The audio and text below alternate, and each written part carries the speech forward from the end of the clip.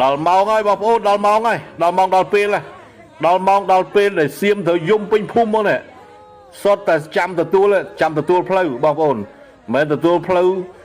ដើម្បីអបអរសាទរជ័យជំនះហ្នឹងណាអានឹងគឺទទួលផ្លូវយកសពមកវិញហ្នឹងណាដោយសារអី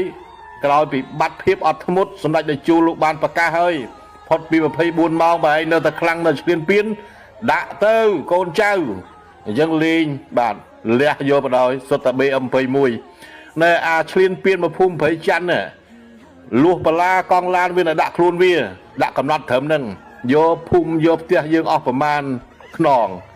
ហើយដល់មែនតែនទៅវាបើកកិនទៅលើនឹងរុះរើចេញវាចង់ឈ្លានពានយកភូមិព្រៃច័ន្ទទាំងមូលយកភូមិជោគជ័យទាំងមូលបាទដល់ទីបំផុតគឺយើងដាក់ទៅវិញមានអីខ្ទេចវិរៈកងទ័ពយើងដាក់ចំគោលដៅបាទបើតាមព័ត៌មានក្រៅផ្លូវការថាអស់រាប់រយបងប្អូនអើយហើមនៅធំក្លិនហ្នឹងបាទធំក្លិនគៀនក្បែរភូមិព្រៃច័ន្ទហ្នឹងនៅហ្នឹងអត់មានតាណារួចទេពួកនេះ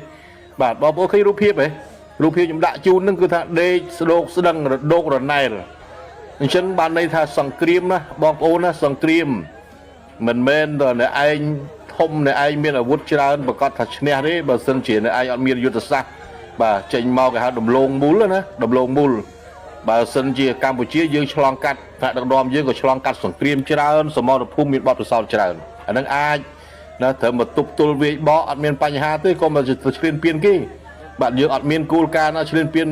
គេទេក៏ប៉ុន្តែអាគេមកធ្វើបាបយើងឈ្លានពានយើងតាអញ្ចឹងយើងប្រើសិទ្ធិការពារខ្លួនគឺជាកាតព្វកិច្ចរបស់យើង